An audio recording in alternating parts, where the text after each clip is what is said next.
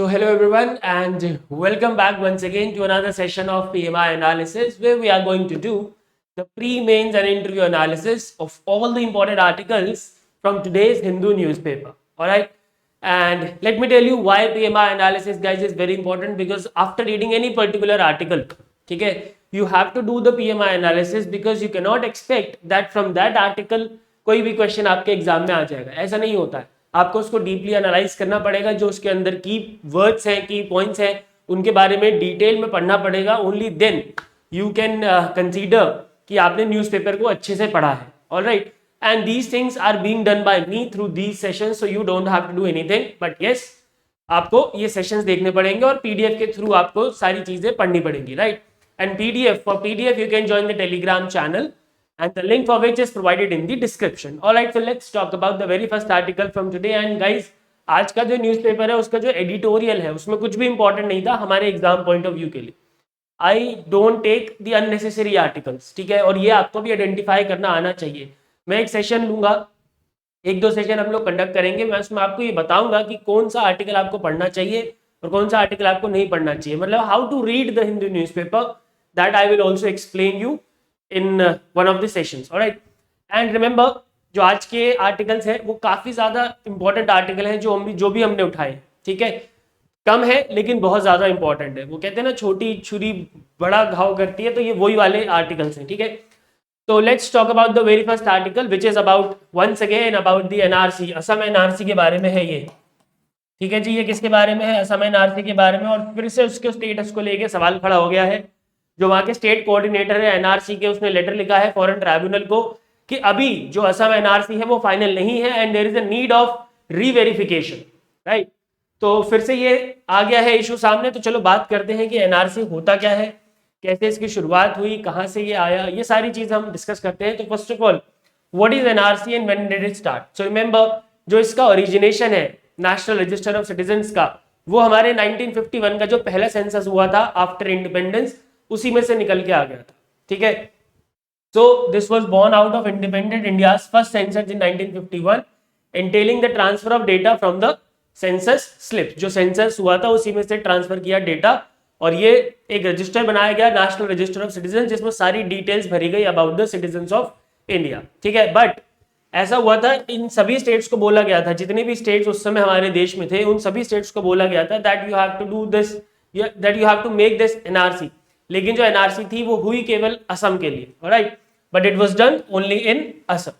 और इस एनआरसी के पीछे, जो असम में स्पेशली एनआरसी कराया गया था, उसके पीछे इंटेंशन ये था कि पार्टीशन के बाद बहुत सारे रिफ्यूजी, ठीक है, असम में आके बस गए थे. तो जो वहाँ के ओरिजिनल लोग थे उनका रेजिस्टेंस बहुत ज़्यादा बढ़ गया था कि ये जो रेफ्यूजीज हैं ये बहुत ज़्यादा है हमारे देश, हमारे स्टेट में, तो इसलिए एनआरसी कराना ज़रूरी है ताकि उन रेफ्यूजीज को एलिमिनेट किया जा सके from the state. Right, so it was to the intention was to prepare a village based inventory of residents in view of the resistance from the state to house the post partition refugees.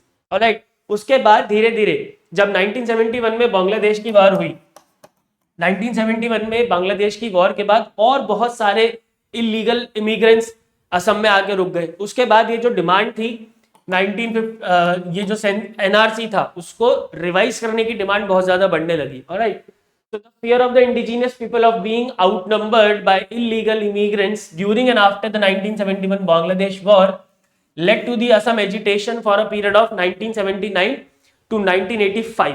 79 से लेके 85 तक असम में movement चला था for revision of this NRC, क्योंकि लोगों के अंदर ये डर था कि ये जो इलीगल इमिग्रेंट्स आ रहे हैं फ्रॉम बांग्लादेश वो इनको आउट नंबर कर देंगे और जो ओरिजिनल है वो ओरिजिनल इनहैबिटेंट्स हैं ऑफ द स्टेट वो ओरिजिनल नहीं रह जाएंगे.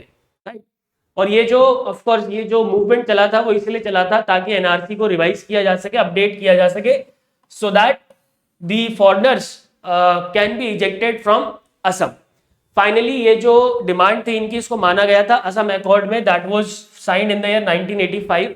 ठीक है, और उसके हिसाब से इस अकॉर्ड ने ये बोला कि 24 मार्च 1971, 24 मार्च 1971 को कट ऑफ डेट डिसाइड किया, और उससे पहले as the cut off date for detecting, detaining and deporting the foreigners. यानी उसके बाद जो भी माइग्रेंट, जो भी माइग्रेंट बांग्लादेश उठ के इंडिया में आया है वो सारे के सारे इलीगल इमिग्रेंट्स माने जाएंगे और उनको डिपोर्ट किया जाएगा वापस बांग्लादेश। ठीक है, 24 मार्च 1971 कट ऑफ डेट मानी गई।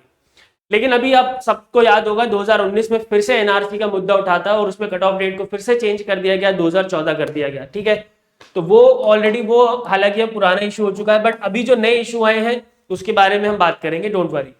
तो this date was incorporated in NRC updating exercise that began in 2014। NRC update exercise शुरू कब हुई? 2014 में जाकर, right, under the supervision of the Supreme Court, right. उसके बाद और जो पीपल 1951 में एनआरसी में बाहर हो गए थे, ठीक है, उनको इजीली जो अगस्त 2019 में फाइनल एनआरसी सबमिट हुआ उसमें शामिल कर लिया गया। So people listed in the 1951 NRC and their descendants had a comparatively smooth inclusion in the complete NRC draft published on 31 अगस्त 2019। ठीक है ना, तो इसकी शुरुआत कब हुई? 2014 में एनआरसी की अपडेट करने की। हालांकि 1985 अकॉर्ड के हिसाब से उसी समय उन्होंने बोल दिया था कि ठीक है हम रिवाइज कर देंगे, शुरुआत हुई 2014 में। और 31 अगस्त 2019 को जो एनआरसी का कंप्लीट ड्राफ्ट आया उसमें बहुत सारे लोग जो कि 51 के एनआरसी में बाहर हो गए थे उनको इंक्लूड कर लिया गया, राइट, और कई लोगों को बाहर भी किया गया, ऑफ कोर्स। तो what was the trigger of the debate over it's status? तो अभी जो डिबेट छिड़ी है उसके पीछे ट्रिगर क्या था? उसके पीछे ट्रिगर था मिस्टर शर्मा जो कि स्टेट कोऑर्डिनेटर है एनआरसी के असम में। उन्होंने एक एफिडेविट सबमिट किया गुवाहाटी हाई कोर्ट में, ठीक है, last year in the year 2021, और उन्होंने ये बोला कि जो अगस्त 2019 का एनआरसी है ना जी, उसमें रीवेरिफिकेशन की जरूरत है and it should not be considered as the final NRC. ठीक है, ये उन्होंने एफिडेविट सबमिट किया गुवाहाटी हाई कोर्ट में। उसी साल सितंबर में फॉरेन ट्राइब्यूनल जो कि बनाया गया है फॉर दिस मैटर, उसके एक मेंबर उन्होंने ये बोला कि देखो जो एनआरसी है वो ऑलरेडी फाइनल हो चुकी है और जो ये स्टेट कोऑर्डिनेटर ऑफ एनआरसी हैं इनकी लॉ की क्योंकि समझ थोड़ी सी कम है, या फिर ये कहो कि अपनी जो भी इनकी लॉ की समझ है इनको ये थोपना नहीं चाहिए, अप्लाई नहीं करना चाहिए ओवर दिस इशू। ठीक है, so a foreign tribunal member declared a doubtful migrant as Indian while observing that members of his family figured in August 2019 list referred to as the final NRC। मतलब जो foreign tribunal है वो अगस्त 2019 वाली list को final मान के चल रहा है, right. And on April 18 this year, इस साल 18 अप्रैल में, अभी कुछ ही महीनों पहले, mister Sharma again wrote a letter to the foreign tribunals asking them not to depend on the NRC to adjudicate the cases of citizenship. ठीक है, उनको ये बोला कि आप जो फॉरेन ट्राइब्यूनल्स हैं उनको ये बोला कि जो अगस्त 2019 वाला एनआरसी का ड्राफ्ट है उसको फाइनल ना समझें आप और उसके हिसाब से जो आप जजमेंट दे रहे हैं वो ना सुनाएं, क्योंकि सितंबर 2021 में एक जो कि डाउटफुल माइग्रेंट था उसको उन्होंने इंडियन डिक्लेयर कर दिया था क्योंकि उसके फैमिली मेंबर्स फाइनल एनआरसी के लिस्ट में थे, राइट। अभी फिर 18 अप्रैल को एक और लेटर लिखा मिस्टर शर्मा ने और उन्होंने बोला कि इसको फाइनल नहीं मानना चाहिए फॉरेन ट्राइब्यूनल्स को। फिर उसके बाद एक फाइनल ट्रिब्यूनल के मेंबर है उन्होंने रिप्लाई किया मिस्टर शर्मा को कि भाई देखो कि ये जो एनआरसी का ड्राफ्ट था ये पब्लिश हुआ था in accordance with the clauses of the citizenship act. ठीक है, तो इसमें कोई प्रॉब्लम नहीं है, इसमें कोई प्रॉब्लम नहीं है। The state coordinator can not propagate his wrong understanding of law, rules and notification and orders of the Supreme court about the finality of NRC. Basically foreign tribunals के लोगों ने बोला है, मेंबर्स ने बोला है कि हम आपकी बात नहीं सुनेंगे, हम सिटीजनशिप जो एक्ट है उसके हिसाब से जो फाइनल एनआरसी बनी है उसको हम फाइनल कंसीडर कर रहे हैं। तो ये अभी भी टसल चल रहा है दोनों पार्टीज के बीच में, राइट। नाउ अभी का फिर फाइनल स्टेटस क्या है? तो अब आपको ये लग रहा होगा कि अच्छा जी स्टेटस बताओ क्या है। तो स्टेटस अभी भी वही है कि उसको फाइनल एनआरसी कंसीडर कर रही है जो फाइनल ट्राइब्यूनल है, लेकिन जो स्टेट कोऑर्डिनेटर है और जो वहां पे गवर्नमेंट है, असम लेड बीजेपी गवर्नमेंट है असम में, अभी उनका मानना है कि नहीं ये फाइनल एनआरसी नहीं है and there is a need of reverification, right. तो according to the state coordinator office of the registrar general of India, केवल उसी के पास अथॉरिटी है to publish the final NRC. ठीक है, और जो अभी 31 अगस्त 2019 को एनआरसी सबमिट हुआ है वो फाइनल नहीं माना जाना चाहिए, राइट। लेकिन जो फॉरेन ट्राइब्यूनल के मेंबर हैं, ठीक है, उनका क्या मानना है? Instead of looking at cases of people declared foreigners independently of the NRC have been passing judgement by reviewing the NRC as final. क्योंकि जो फॉरेन ट्राइब्यूनल है वो क्या कर रहे हैं, हमने पढ़ लिया ऑलरेडी, कि वो अपना जजमेंट उसी एनआरसी को फाइनल कंसीडर करके पास करे जा रहे हैं। ठीक है, अब इसमें एक व्यू एनआरसी के जो ऑफिशियल है उनका भी है। उनका ये मानना है कि अभी भी कुछ अपडेट होने में एक्सरसाइजेस बाकी हैं। फॉर एग्जांपल क्या बाकी है कि जो जिन लोगों को बाहर किया गया है, जिन लोगों को बाहर किया गया है, अब वो अपील कर सकते हैं जाके फॉरेन ट्राइब्यूनल्स में, ठीक है। After receiving such a rejection slip, यहाँ स्लिप का मतलब क्या है, रिजेक्शन स्लिप है, with an explanation on why he or she has been left out of the NRC, a person would have to approach the foreign tribunal concern within 120 days, 120 दिन के अंदर अभी वो जाएगा और उसके बाद फॉरेन ट्राइब्यूनल के पास अथॉरिटी है कि वो कोई ना कोई अपनी जजमेंट सुनाए over this application of this person, जिसको कि इस लिस्ट से बाहर कर दिया गया, राइट। ये कहना है एनआरसी ऑफिशियल का, ठीक है। तो बेसिकली अभी भी कंफ्यूज स्टेट में ही है सारी चीजें, लेकिन जो स्टेट है बीजेपी लेड असम गवर्नमेंट, उनका ये कहना है कि भाई जो एनआरसी है वो अभी फाइनल नहीं है, उसके अंदर बहुत सारे एरर्स हैं, और उन्होंने बोला that at least 20% of the enlisted names in district bordering Bangladesh and 10% in the remaining district, उनको रीवेरिफिकेशन की जरूरत है और हम जरूर करवाएंगे रीवेरिफिकेशन। तो देखना यह है कि आगे क्या होता है, लेकिन अभी फिर से ये मुद्दा जो है वो गर्म हो गया है हमारे देश में। And the government has not accepted the list as final and has decided to approach the Supreme Court for a corrected NRC, ठीक है। अब ये फिर से सुप्रीम कोर्ट में जाएंगे, करेक्टेड एनआरसी की बात होगी, फिर से नई लिस्ट बनेगी और फिर से कुछ लोग जिनको शामिल कर लिया गया होगा एज पर अगस्त 2019 एनआरसी, उनको बाहर करेंगे और कुछ को जिनको बाहर किया गया था उनको अंदर करेंगे। तो यही अभी चलेगा, देखते हैं कब तक चलता है। And now let's do the PMI analysis. तो अगर मैं पीएमआई एनालिसिस की बात करूं गाइस, तो आई डोंट थिंक कि प्री और मेंस में कोई क्वेश्चन आएगा, क्योंकि इसका डायरेक्ट रेलेवेंस हमारे सिलेबस से है नहीं। पॉलिसीज एंड प्रोग्राम्स, जो एक्ट्स एंड पॉलिसीज है जीएस2 का टॉपिक, उसमें बन सकता था, बट यहाँ पे अभी क्या है कि इस पर्टिकुलर में एनआरसी बहुत पुराना इशू हो गया है, 3 साल पुराना इशू है वो, तो आई डोंट थिंक एनआरसी से रिलेटेड कोई क्वेश्चन बनना चाहिए। और इस आर्टिकल में जो इशू है उससे रिलेटेड भी एक प्रॉपर मेंस का क्वेश्चन नहीं बन सकता। हाउएवर अगर कहीं कोई क्वेश्चन उठ के आ गया तो आप जो भी हमने इसमें मेंशन करा है, जो भी इशू, उसको आप मेंशन कर सकते हो, right.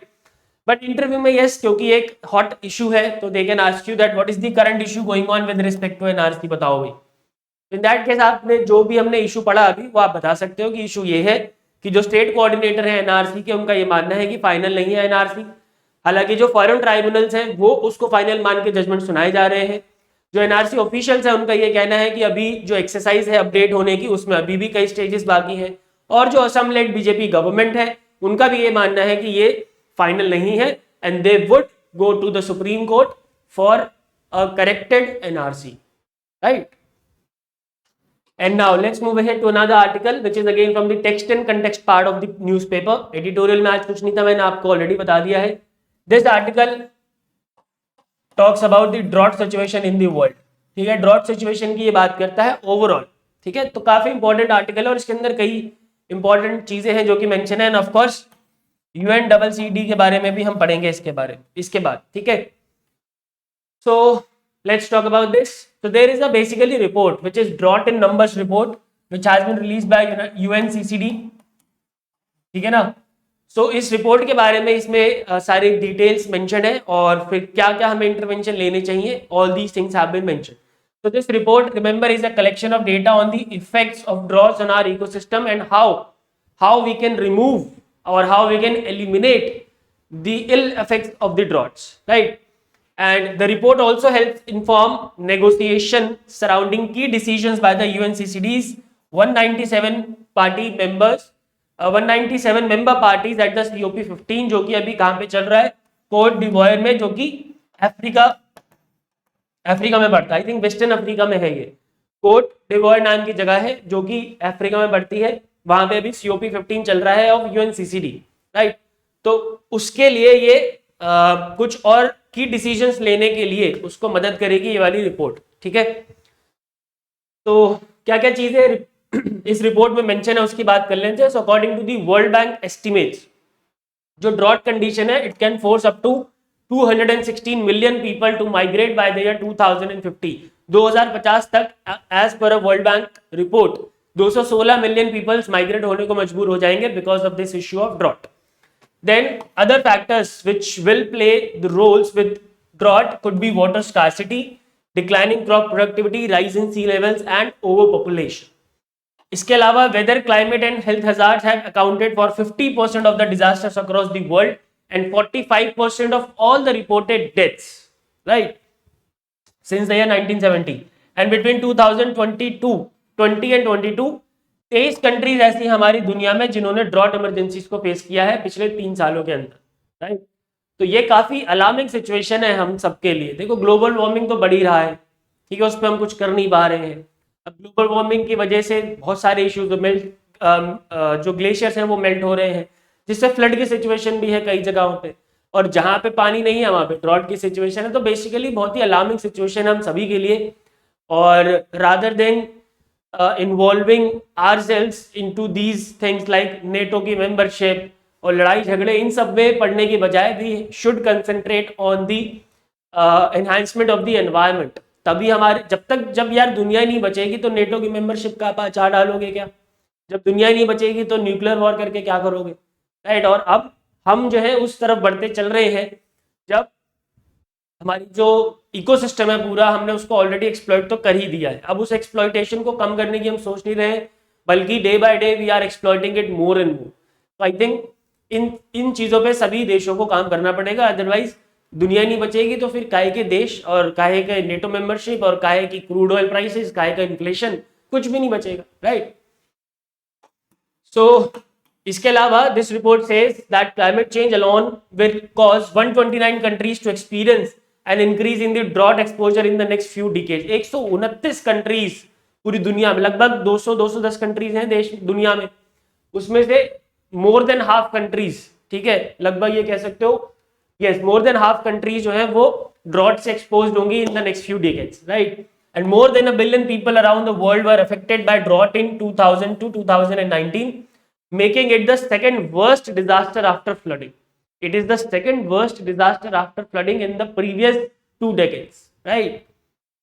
And Africa was the worst hit with 134 droughts, of which 70 occurred in East Africa. And WHO has also noted that globally, approximately there are 55 million people. 55 million people are there globally who are directly affected by the droughts in 1 year. एक साल में 55 million ऐसे लोग हैं पूरी दुनिया में जो कि ड्रॉट से अफेक्टेड होते हैं। तो देख सकते हो बहुत बड़ा नंबर होता है 55 million people. Now the impact of drought, this report also says the impact of drought is however not uniform across the genders. अब एक अलग एस्पेक्ट इस रिपोर्ट में निकल के आया है, that the effect of drought is not uniform across the genders. मतलब मेन में अलग है, वुमेन में अलग है, राइट।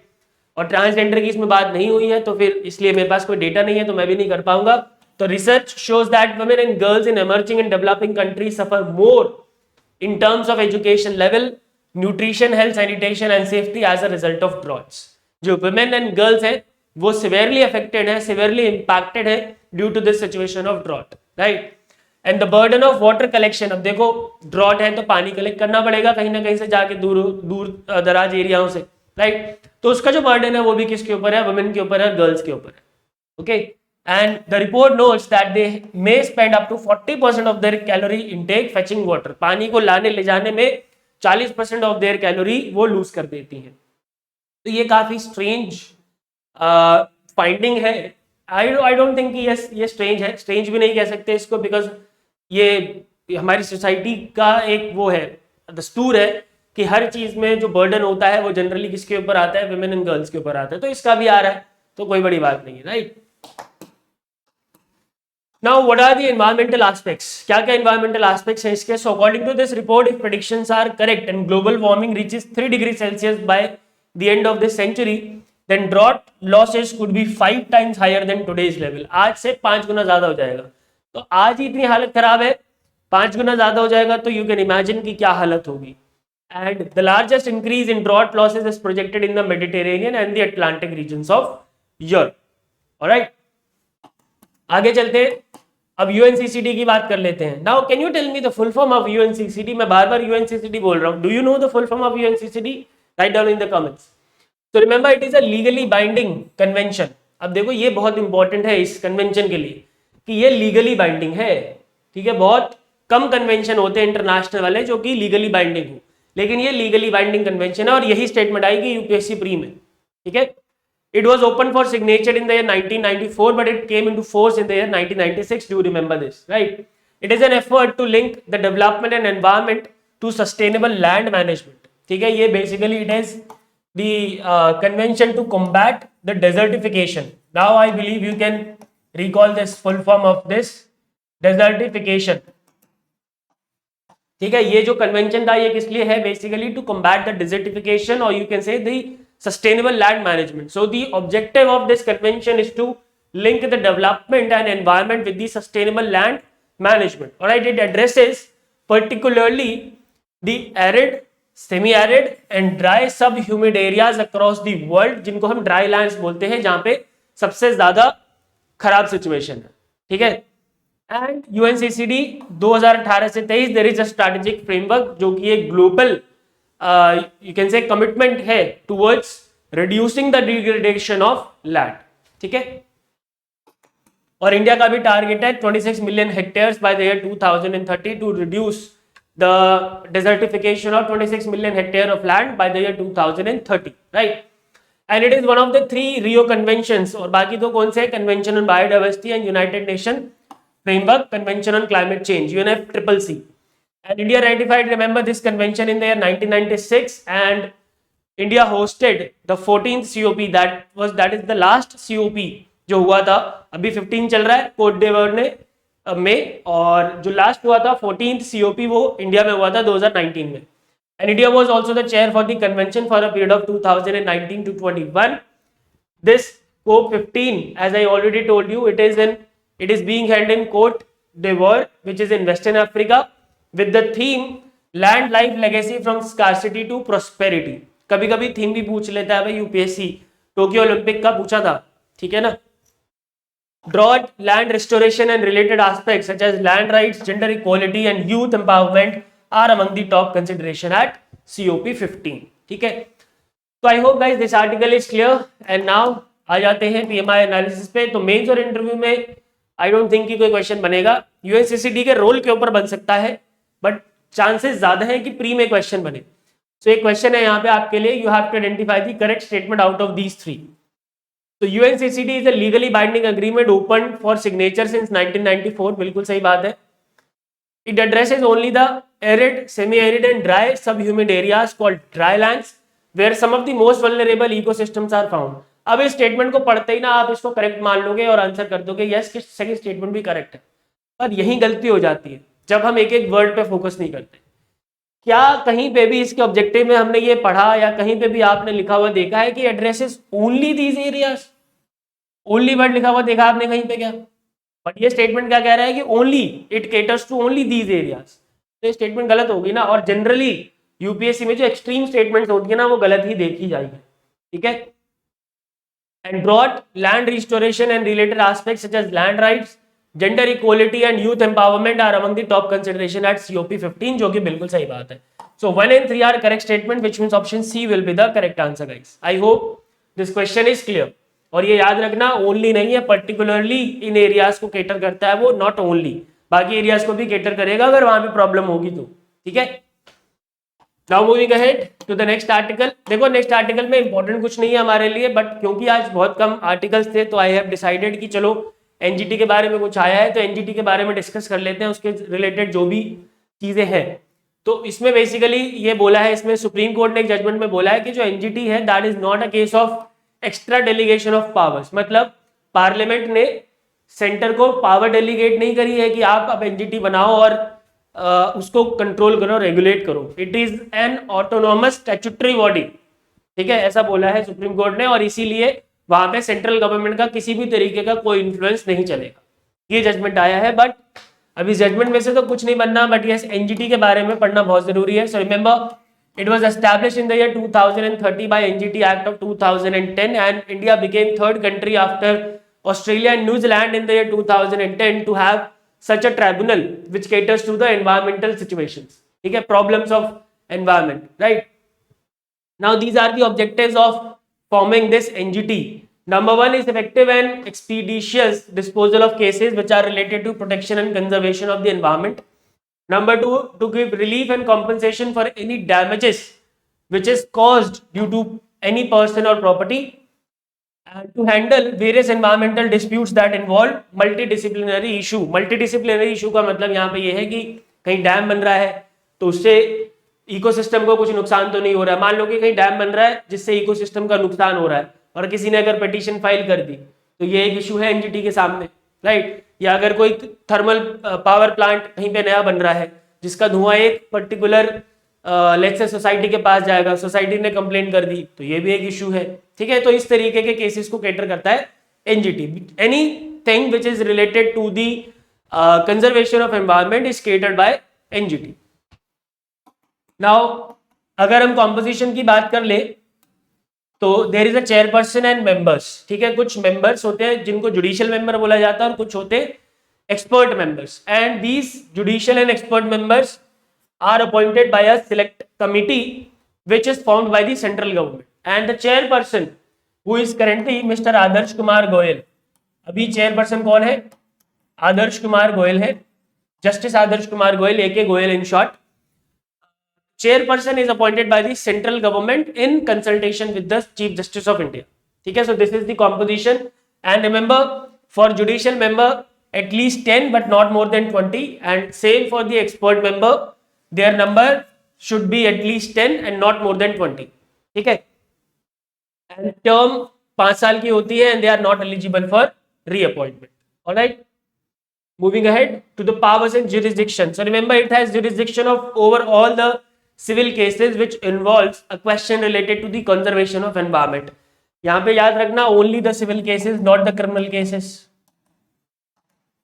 ठीक है। number 1। number 2, being a statutory adjudicatory body like courts, it has, apart from original jurisdiction, it also has the appellate jurisdiction, of course। original jurisdiction के साथ साथ इसके पास appellate jurisdiction भी है, मतलब अपील के लिए भी इसमें जाया जा सकता है। the tribunal is guided by the principle of natural justice and not the code of civil procedure of 1908, ये याद रखना काफी इंपॉर्टेंट है।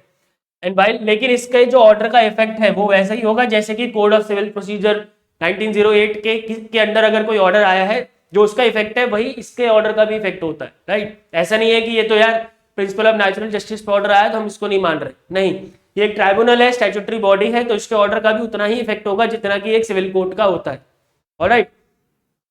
And while passing any order, decision or award, it shall apply the principle of sustainable development, the precautionary principle and the polluter pays principle, ठीक है। Polluter pays principal का मतलब यही है कि जो पोल्यूट कर रहा है वो पे करेगा, राइट। इसमें कुछ भी ऐसा रॉकेट साइंस नहीं है।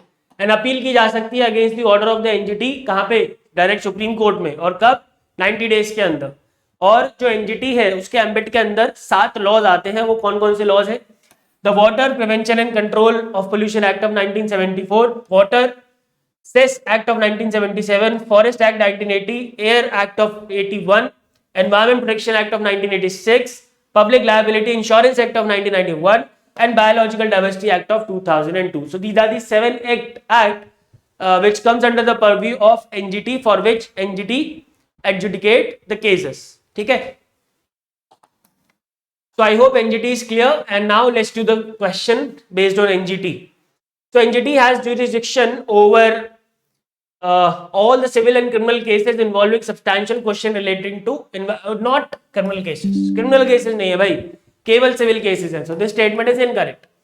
An appeal against the order of NGT lies to the high courts and Supreme Court, ये भी गलत हो गया, only Supreme Court. It only has original jurisdiction, नहीं, इसके पास appellate jurisdiction भी है,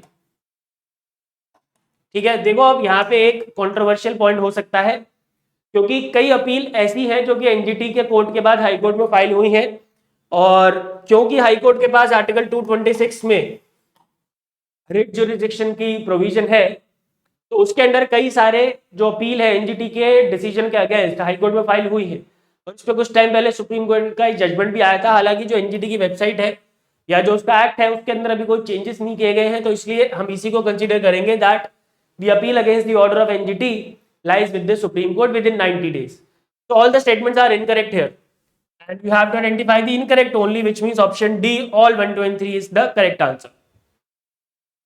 And the last article for today, Supreme Court finally frees AG Perarivalan. कौन है ये?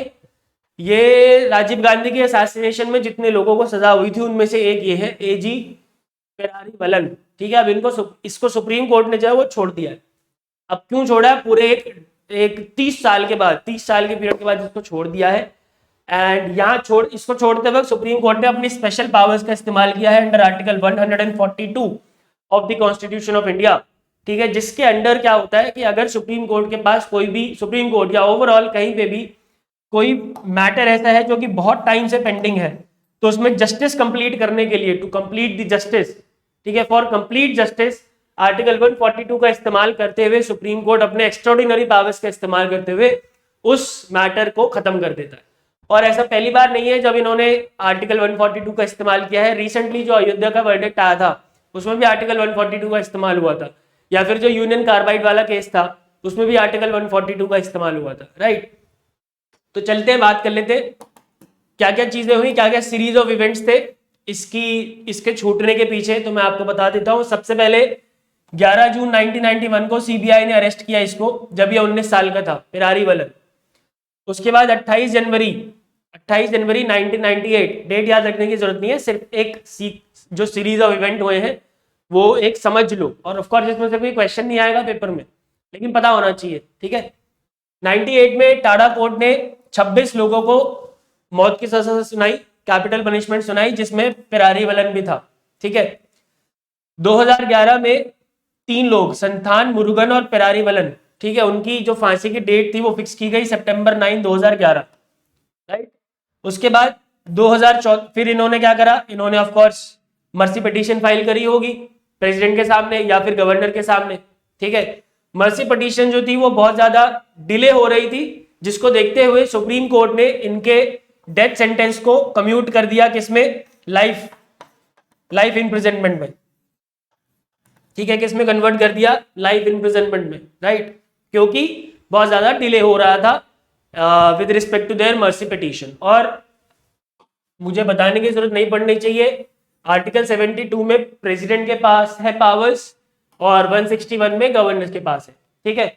और एक चीज और मैं यहाँ पे बता दूं, जो भी कैबिनेट या फिर स्टेट गवर्नमेंट का जो भी डिसीजन होता है ऑन ग्रांटिंग द पार्डन और कम्यूटेशन और रिमिशन और respite is binding on the governor. मतलब अगर कोई मैटर, इसी की बात कर लेते हैं पिरारी वलन की, इसके केस में यही हुआ था कि जो स्टेट गवर्नमेंट थी, स्टेट गवर्नमेंट ने रिकमेंड कर दिया था कि इसको छोड़ दिया जाए, पर और तो गवर्नर जो था उसने क्या करा कि वो जो पिटीशन थी वो किसके पास ट्रांसफर कर दी, प्रेसिडेंट के पास। हालांकि नहीं होना चाहिए था, क्यों, क्योंकि जो स्टेट गवर्नमेंट की रिकमेंडेशन होती है वो बाइंडिंग होती है ओवर गवर्नर अंडर आर्टिकल 161, ठीक है। फिर 2014 में तमिलनाडु की कैबिनेट ने डिसाइड किया कि संथान मुरुगन, पिरारी वलन, नलिनी रॉबर्ट, पयास, जयकुमार एंड रविचंद्रन, इनको छोड़ देना चाहिए इमीडिएटली, ठीक है। दिसंबर 2015 में सुप्रीम कोर्ट ने बोला centre will decide whether the convicts will be released, ठीक है। 2015 में सुप्रीम कोर्ट ने बोल दिया कि भाई सेंटर डिसाइड करेगा, स्टेट नहीं डिसाइड करेगा, ठीक है। 2017 में फिर क्या हुआ, former CBI officer makes a sworn statement that CBI omitted part of परिवेलेंस कन्फेशन, की जो परिवेलन का कन्फेशन है उसमें सीबीआई ने कुछ गड़बड़ करी है, ठीक है। 2018 में 3 जजेस की बेंच बैठी सुप्रीम कोर्ट में, उसमें उन्होंने सेंटर को 3 महीने का समय दिया कि इनके रिलीज के ऊपर कुछ काम करो भाई, ठीक है, कि क्या करना चाहिए और क्या नहीं करना चाहिए।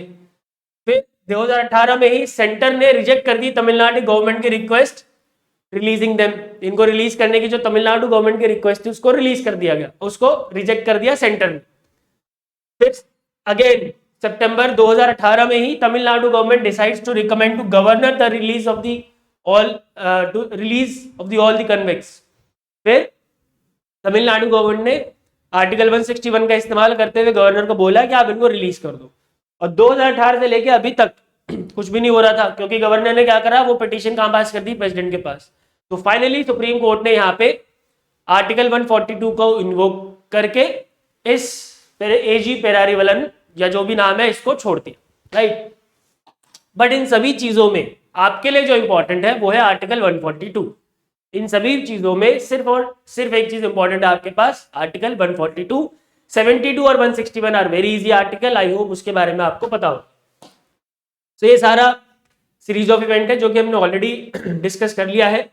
कोर्ट ने क्या क्या बोला है ये देख लेते हैं। The court held that the Tamil Nadu council of ministers advice on September 9, 2018 to pardon this person was binding on the governor under article 161, जो कि मैंने आपको ऑलरेडी बता दिया। The governor had no business forwarding the pardon plea to the president after sitting on it for years together. इतने सालों के delay के बाद अब कोई पॉइंट नहीं बनता कि आप उसको प्रेसिडेंट के पास भेजो, राइट? या तो पहले ही भेज देते. It said the governor's delay to decide this person's pardon for more than 2 years has compelled the court to employ its constitutional provision under Article 142. All right.